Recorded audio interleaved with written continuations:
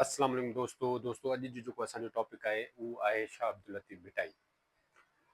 त दोस्तों शाह अब्दुल लतीफ़ भिटाई जो जे बारे में सवाल हर तक़रीबन सिंधी पेपर जे तक़रीबन हर पेपर में अचे थो, जंहिंमें शाह अब्दुल लतीफ़ भिटाई जो कोई भी पहलू पुछी सघनि था, उनजी शायरी जो को बि पहलू पुछी सघनि था। उनजी शायरी में जिदोजहद पुछी सघनि था, उनजी शायरी में वहदतुल वजूद जो फ़लसफ़ो पुछी सघनि था, उन्हनि जी शायरी में मिजाज़ी इश्क पुछी सघनि था, उन्हनि जी शायरी में पहाका पुछी सघनि था। सो मुख़्तलिफ़ पहलू हुजनि था शाह अब्दुल लतीफ़ भिटाई जी शायरी जा, सो उन्हनि मां को बि पुछी सघनि था। तो दोस्तों शाह अब्दुल लतीफ़ भिटाई दुनिया जे उन्हनि वॾनि शाइरनि जो सरताज आहे जंहिंजी शायरी ज़मान ऐं मकान जूं हदूं ओरांगे हर दौर में पंहिंजी अफ़ादियत बरक़रार रखंदी थी अचे। तो दोस्तों शाह अब्दुल लतीफ़ जी शायरी मानवी ऐं मौज़ूई मानवी तोड़े मौज़ूई लिहाज़ सां घण पासाई आहे। तो दोस्तों शाह अब्दुल लतीफ़ भिटाई जी शायरी में तक़रीबन ज़िंदगी जा तक़रीबन पहलू शामिल आहिनि। ऐं शाह अब्दुल लतीफ़ भिटाई खे अगरि असां इंटरनेशनली बैनुल अक़वामी तौर ते ॾिसूं त कार्लाइल कुझु असूल ॿुधाया हुआ कंहिं बि शाइर के जे वॾे हुजण जा। त उन में कुझु असूल इहा हुआ त माना शाइरी उहा आहे जेका ॻाए सघिजे। शाइरी मां अगरि को कंहिं बि मिसरे मां को लफ़्ज़ वग़ैरह कढी वठिजे त उनजो मक़सदु ख़तमु थी वञे।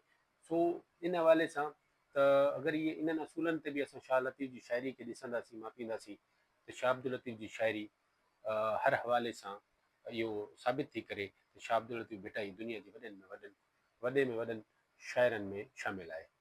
तो अॼु अचूं था शाह अब्दुल लतीफ़ जी शायरी में सूफ़ियाना शायरी ते, सूफ़ियाना जेको पहलू आहे उन ते। त दोस्तों शाह अब्दुल लतीफ़ भिटाई जी शायरी में असांखे वहदतुल वजूद जो असर नज़र अचे थो। शाह अब्दुल लतीफ़ भिटाई जी शायरी में हाणे असां ॾिसूं था त मुख़्तलिफ़ कहिड़ा जेके आहिनि पहलू आहिनि। त जीअं काइनात छा आहे, हिन जी इब्तिदा ऐं इंतिहा छा आहे, हिन काइनात में इंसान जी हैसियत छा आहे, वजूद छा आहे, छा वजूद हिकु ई आहे या केतिरा ई आहिनि।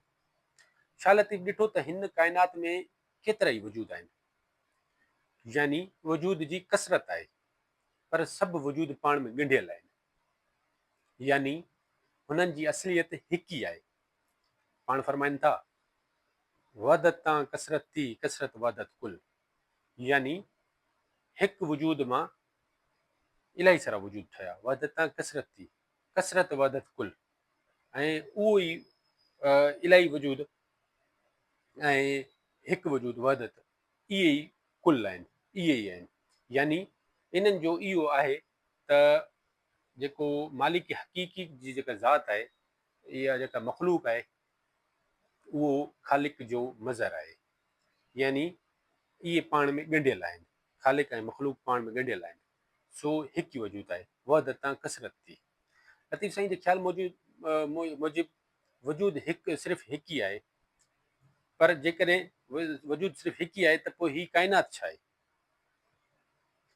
लतीफ़ साईं हिन सवाल जो जवाबु हिन रीति ॾियनि था, पढ़ाॾो सोई सॾ वरवाई जो जे लही उहा अॻे ई गॾु पर ॿुधण में ॿ थिया।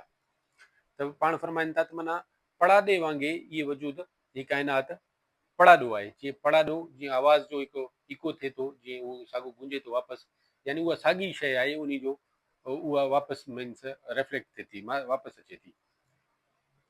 सो उन्हनि जे चवण जो मक़सदु इहो आहे त उहा अॻे गॾु ॿुधण में ॿ थिया, त इहे शयूं ॿई ॿुधण में ॿ आहिनि, पर उहे बुनियादी तौर ते इहे हिकु ई आहिनि। लतीफ़ साईं जॾहिं अंदरि जी अखि सां हिन काइनात जो मुशाहिदो कयो त खेसि हर तरफ़ हिकु ई वजूद नज़र आयो।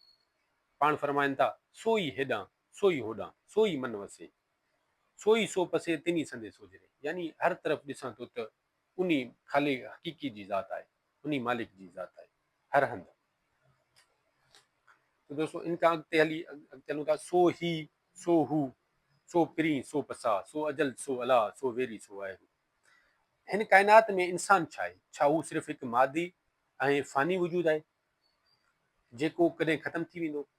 लतीफ़ साईं इन सवाल जो जवाबु ॾियनि था, ॾिसण जे ॾिसी त हम खे हक़ चई शारिक शक में थी अंधा इन गुलाब, यानी इंसान जो वजूद फ़ानी न आहे, छो त इहो त हक़ आहे ऐं हक़ खे कॾहिं बि फ़ना न थींदो।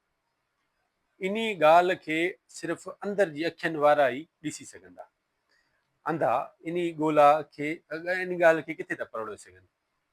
इन हक़ खे सम्झणु हक़ मतिलब खे इन हक़ मतिलब खे सम्झण लाइ छा करणु घुरिजे?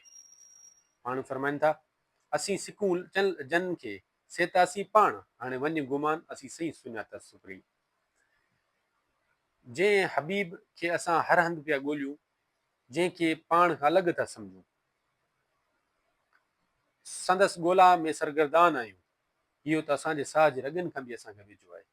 लतीफ़ साईं फरमाइनि था, हो त तुंहिंजे हंज में पुछी कह परियाण, व नहनु अक़रबुल्लाह मिन हबलुल वरीद, तुंहिंजो तो ही साण, पंहिंजो आहीं पाण आॾो अजीब जे। तो दोस्तो ही हुयो असांजो शाह लतीफ़ जी शाइरी में सूफ़ियाना पहलू। इन जा असां अगरि ॾिसूं त शाह लतीफ़ जी शाइरी में असांखे वहदतुल वजूद जो नज़रियो नज़र अचे थो। पाण वहदतुल वजूद जे नज़रिए जा क़ाइल हुआ। इंसान जो वजूद ख़ुदा जे वजूद खां सवाइ अलॻि आहे, अलॻि हैसियत नथो रखे। काइनात जी हर शइ ख़ुदा जो मज़हर आहे। ख़ुदा ताला खे सुञाणण लाइ पंहिंजी ज़ात जो इरफान ज़रूरी आहे, यानी जिन पाण खे सुञातो उन ॼण रब खे सुञातो। ख़ुदा सुञाणण लाइ इंसानी हवास नाक़िस आहे, इन लाइ अंदरि जी अखियुनि जी ज़रूरत आहे। त दोस्तो ही हुयो शाह अब्दुल लतीफ़ भिटाई जी शाइरी में जो सूफ़ियाना पहलू। सो शाह लतीफ़ जी शाइरी में ॿिया पहलू पढ़ंदासीं अॻियनि वीडियोज़ में। So thank U.